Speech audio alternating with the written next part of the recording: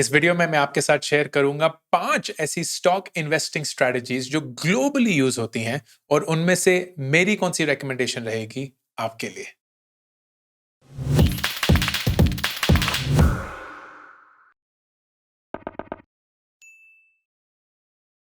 दोस्तों, अगर आप स्टॉक इन्वेस्टिंग में नए हैं या स्टॉक इन्वेस्टिंग में हैं लेकिन आपको पता नहीं है कि स्टॉक इन्वेस्टिंग होती कैसे है, कैसे स्टॉक्स खरीदे बेचे जाते हैं, बेसिस क्या होता है, तो ये वीडियो आपके लिए है। 5 ऐसी स्ट्रेटजीज जो ग्लोबली रिकॉग्नाइज्ड हैं, बहुत सारे इन्वेस्टर्स इसके बारे में लिख चुके हैं, बहुत रिसर्च हो चुका है, जो मैं आपके साथ शेयर करूंगा। और उसके चलते अगर आप नए हैं स्टॉक इन्वेस्टिंग में, अपने 20s में हैं, ज्यादा रिस्क नहीं लेना चाहते लेकिन इक्विटीज का अपसाइड एंजॉय करना चाहते हैं, तो मेरे हिसाब से इन 5 में से आपके लिए कौन सी सबसे बेस्ट स्ट्रेटजी है वो भी शेयर करूंगा। सबसे पहले इंट्रा डे ट्रेडिंग। अब ये टेक्निकली इन्वेस्टिंग नहीं है लेकिन समझना जरूरी है कि ये होता क्या है और क्यों ये बहुत रिस्की हो सकता है एंड शायद आपके लिए बेस्ट स्टार्ट ना हो। इंट्रा डे ट्रेडिंग में जो भी इन्वेस्टर है, उनको एक इन्वेस्टर बुलाते हैं, ट्रेडर नहीं, वो इस चीज पे बेट करते हैं कि जो स्टॉक आज मैं खरीदूंगा वो या तो आज ही के आज बहुत ऊपर या बहुत नीचे जाएगा and I will ride on that price change. फर्ज करते हैं कि आपने एक स्टॉक 100 रुपए का खरीदा।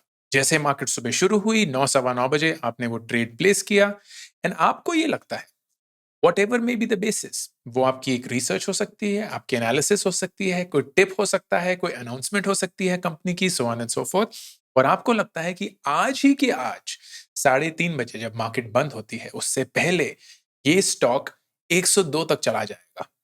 So you will by that stock in that hope, और जब वो 102 पहुंचेगा आप उस स्टॉक को बेच देंगे। This will be your way of getting a 2% return with in the same day itself. हाँ, ये short term capital gain tax है लेकिन वो सिर्फ 15% है, तो आपको टेक्निकली 2% का एक ही दिन में रिटर्न मिलता है। Now, why is that exciting? क्योंकि इसमें कुछ ज्यादा फाइट नहीं माननी पड़ी, कोई डिलीवरी नहीं लेनी पड़ी ऑफ द स्टॉक। आपने अपना पैसा डाला, उसी के उसी दिन वो पैसा वापस आ गया and everything is just in your bank the way it was when you started. लेकिन नेचुरली ये रिस्की है क्योंकि जरूरी नहीं है कि वो 100 रुपए का स्टॉक 102 हो जाएगा। क्या पता वो 99 रुपए हो जाए, क्या पता वो 95 रुपीज हो जाए, and in that way you can and up losing a significant amount of money with in the same day itself. तो इसका जो लार्जली फॉर्मेट होता है वो होता है बहुत सारे पैसों के साथ, क्योंकि जो मूवमेंट होती है ना दोस्तों वो बहुत छोटी होती है। स्टॉक मार्केट क्रिप्टो करेंसी जैसा नहीं है कि एक ही दिन के अंदर स्टॉक जो है वो 20 30 40% घूम रहा है ना। मोस्टली जो स्टॉक्स होते हैं अगर बहुत ही अग्रेसिवली मूव कर रहे होंगे तो 5 मैक्सिमम 10% तक जाएंगे, but that's about it. Which means अगर आपको एक्चुअली बहुत ज्यादा प्रॉफिट कमाना है you will need a big base.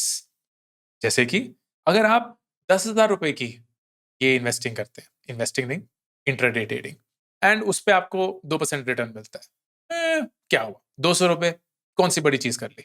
लेकिन अगर आप यही चीज 1 करोड़ रुपए पे करेंगे तो आपको 2 लाख रुपए मिलेंगे एक ही दिन के अंदर।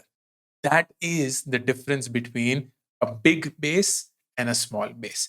इसीलिए इंट्राडे ट्रेडिंग बिगनर्स के लिए I would not recommend, and अगर होता भी है तो बहुत बड़े बेस पे होना चाहिए, but it comes with a lot of risk. दूसरा then is value investing, and value investing के बारे में बहुत सारा रिसर्च किया गया है। इनफैक्ट वॉरेन बफेट जो हैं, जो दुनिया के one of the richest people हैं, उनकी पूरी इन्वेस्टमेंट थीसिस जो है वो वैल्यू इन्वेस्टिंग पे है।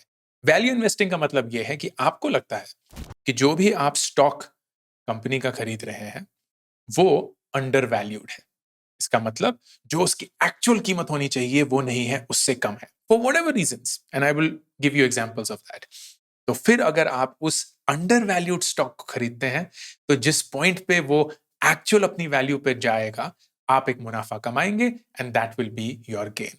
फॉर एग्जाम्पल, कोविड आया इन 2020 एंड उसकी वजह से every airline stock, every hotel industry stock, every recreation stock went down।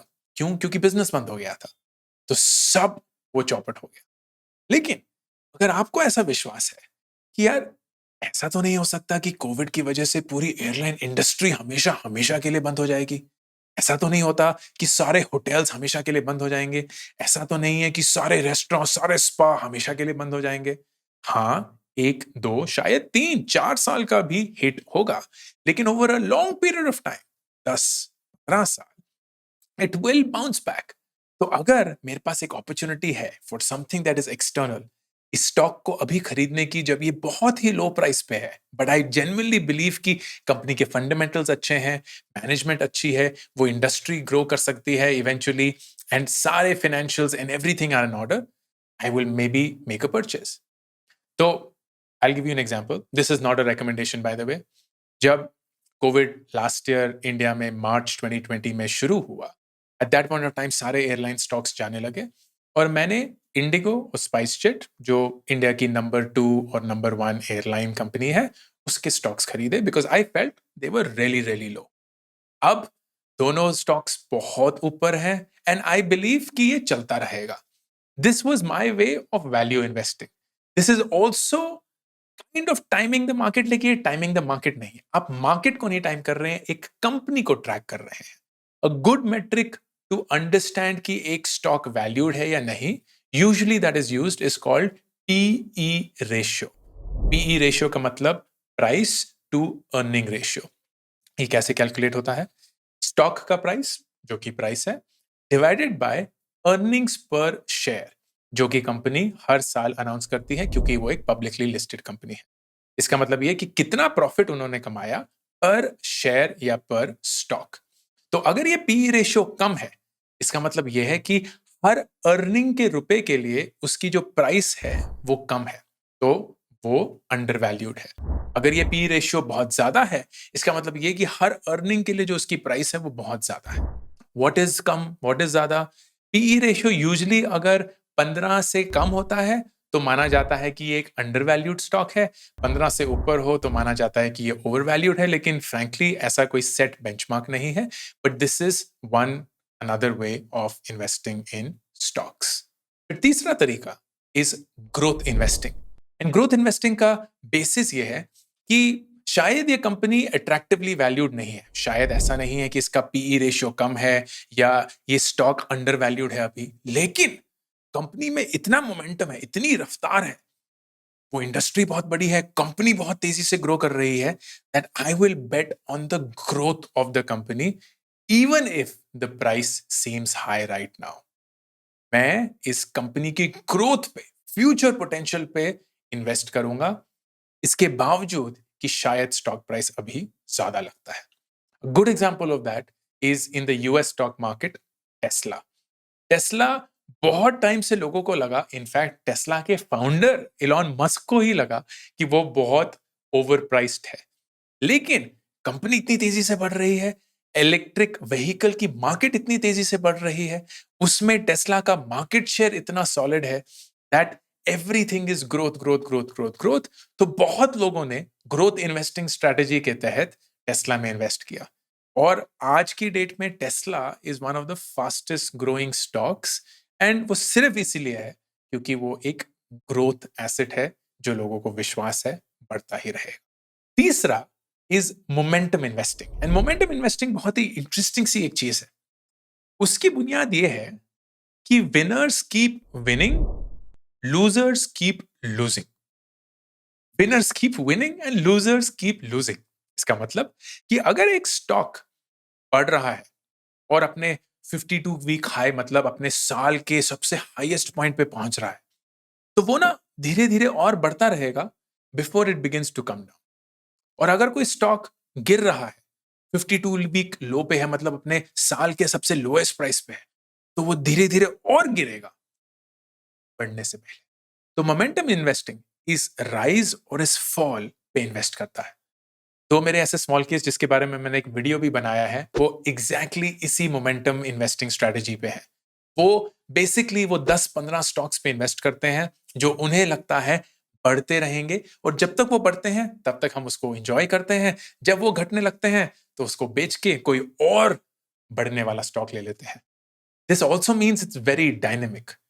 को इस पोर्टफोलियो और इस इन्वेस्टिंग स्ट्रेटेजी को बहुत रेगुलरली अपडेट करना पड़ेगा, which is in direct contrast to value investing, जहां ये माना जाता है कि एक अच्छे प्राइस पर कंपनी का स्टॉक ले लो और फिर बैठ जाओ, उसको हिलाओ मत, उसको छुओ मत, जस्ट साल दर साल उसको बढ़ता हुआ देखते रहो, which is what Warren Buffett has done beautifully for so many years.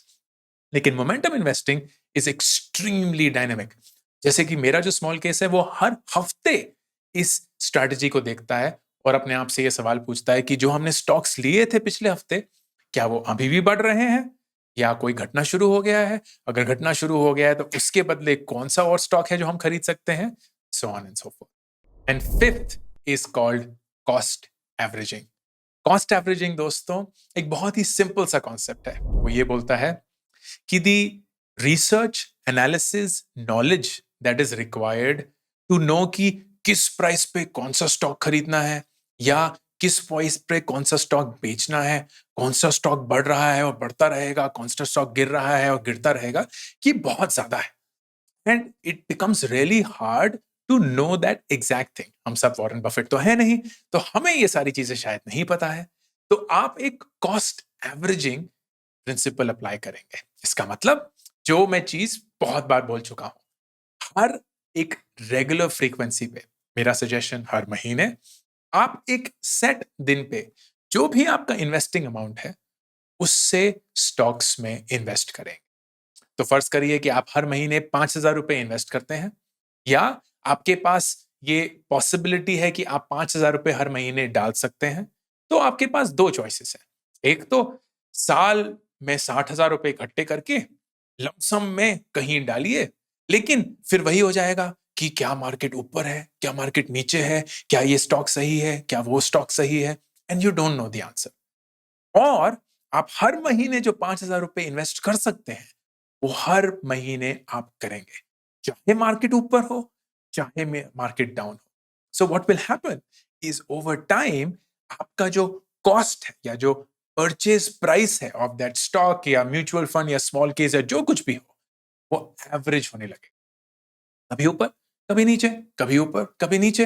And over time आपके पास एक बैलेंस्ड प्राइस आएगा which will keep giving you the return. ये जब मैं डिस्कस करता हूं ना तो बहुत इंटरेस्टिंग सा एक सवाल आता है काफी लोगों से जो इस वीडियो को देख के कमेंट करते हैं कि कंपाउंडिंग कैसे चलती है फिर?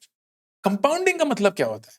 मैंने आज अगर एक स्टॉक इस महीने 100 रुपए का खरीदा, अगले महीने वो स्टॉक 110 रुपए का हो गया, तो ये तो बड़ी बेवकूफी है कि मैं वो स्टॉक 110 रुपए का आप खरीद रहा हूं। अगले महीने शायद 125 रुपए का हो गया, तो वो खरीद रहा हूं। फिर अगले महीने 90 रुपए का हो गया, वो खरीद रहा हूं। How does it even make sense? But that is exactly what this investment strategy is. इसका मतलब यह है कि over time, over a long period of time, market की डायरेक्शन अप है, एंड दैट इज विजिबल। आप स्क्रीन पे देख सकते हैं। अगर आप हिंदुस्तान के स्टॉक मार्केट को देखेंगे फ्रॉम 2000 टू 2021, उसकी डायरेक्शन अप ही है। विच मीन्स अगर आपने 2000 में कोई भी इन्वेस्टमेंट करी होती तो आज वो काफी ऊपर होती। लेकिन बहुत बार ऐसे था बिटवीन 2000 एंड 2021 कि मार्केट काफी डाउन थी। अब हमें नहीं पता था कि वो मार्केट डाउन होने वाली है। हमें ये भी नहीं पता था कि उस पॉइंट पे हमारे पास क्या इतने पैसे होंगे कि हम इन्वेस्ट कर सकते हैं। So what was the right way to do? कि आप हर महीने पूरी शिद्दत के साथ इन्वेस्ट करेंगे, और जैसे जैसे मार्केट बढ़ रही है आप नेचुरली कम स्टॉक्स खरीदेंगे उसी फिक्स्ड अमाउंट में, लेकिन the value of that stock will keep increasing. That is called cost averaging strategy. In other words, a SIP, Systematic Investment Plan. Mutual funds में एसआईपी होता है, स्मॉल केस में SIP होता है। एसआईपी बेसिकली एक discipline mechanism है दोस्तों, जिसके थ्रू आप हर महीने पूरी शिद्दत के साथ वो पैसे कमिट करेंगे जो आपने कमिट किए थे। And that in my way is the best financial investment strategy that you should adopt अगर आपने अपनी इन्वेस्टिंग जर्नी अभी शुरू करी है। स्क्रीन पे अगर आप देखेंगे, ये मैंने जो स्मॉल केस का वीडियो बनाया था उस पॉइंट पे मैंने all weather investing, value and momentum, equity and gold, in 3 small cases में इन्वेस्ट किया था। ये मेरे प्रेफरेंस रहेंगे if you are starting your investing journey and आप स्मॉल केस कंसिडर करना चाहते हैं। सिंपली मैं दिखाना चाहता हूं कि इसमें एसआईपी कैसे होता है। बहुत ही सिंपल है। फॉर इंस्टेंस अगर मैं इक्विटी एंड गोल्ड का एक एसआईपी स्टार्ट करना चाहता हूं तो मैं यहाँ क्लिक करके स्टार्ट एसआईपी करूंगा 2 जून। तो मुझे लगता है कि नहीं, मैं 1 जुलाई से हर महीने, it could B weekly, fortnightly, monthly या क्वार्टरली, मैं मंथली करना चाहता हूं, and I will say 2500 rupees. जानना जरूरी है, due to changing prices the actual SIP installment amount में बी डिफरेंट। 2500 के आसपास होगा, लेकिन ये नहीं है कि हमेशा सिर्फ 2500 ही एग्जैक्ट होगा। It could be varying. आप स्टार्ट करेंगे SIP and at that point of time it will simply say you have started. ये बहुत जरूरी है जानना कि ये SIP orders on small case automatically place नहीं होते हैं। This is both the beauty and the weakness of small case SIP. Beauty क्योंकि 100% कंट्रोल आपका है, वो आपको सिर्फ नोटिफाई करेगा, उसके पॉइंट पे आपके पास वो डिसीजन है कि आप लेना चाहते हैं कि नहीं, and my suggestion is you take it. और वीकनेस इसलिए है क्योंकि अगर आपके पास वो ऑप्शन मिलती है लेकिन शायद वो महीना कमजोर है, थोड़े से पैसे की कमी है या कुछ है, तो ऐसा लगता है यार चलो इस महीने छोड़ के अगले महीने डाल देंगे। प्लीज ऐसा मत करिएगा। First pay your investments and then pay anything else that you have to, which may be discretionary. This is simply the way that you set up an SIP on small case. बहुत ही simple है, एक notification based SIP process है। जब आपको वो notification आएगा एक ईमेल पे, आपको 1 क्लिक में the amount will get paid and the order will get executed. Simple, straightforward. So this investment strategy called cost averaging will be my recommendation for you अगर आप stock investing journey शुरू करने वाले हैं। Intraday trading बहुत मुश्किल है, बहुत रिस्की है, बहुत टेक्निकल है, एंड उसके लिए एक बहुत बड़ा वॉल्यूम चाहिए होता है। वैल्यू इन्वेस्टिंग रिसर्च बेसिस पे बहुत ही हैवी है, आपको नहीं पता कि किस पॉइंट पे लेना चाहिए, नहीं लेना चाहिए। ग्रोथ इन्वेस्टिंग बहुत अट्रैक्टिव है, लेकिन क्या मार्केट उसी तेजी से ग्रो करती रहेगी कि नहीं, क्या वो कंपनी उस तेजी से ग्रो करती रहेगी कि नहीं पता। मोमेंटम इन्वेस्टिंग मुझे पर्सनली पसंद है, लेकिन काफी रिस्की है। I am okay with that risk. अगर आप नहीं है तो प्लीज उसको कंसिडर मत करिएगा। Cost averaging will be my absolute suggestion. इसके लिए you can open up any SIP. वो एक म्यूचुअल फंड हो सकता है, वो स्मॉल केस हो सकता है, anything that gets you into the financial discipline of investing every single month. I hope this was useful. Ankur Warikoo signing off. अभी के अभी इस चैनल को सब्सक्राइब करिए ताकि अगर कोई भी नया वीडियो आए आपको उसके बारे में पता चले।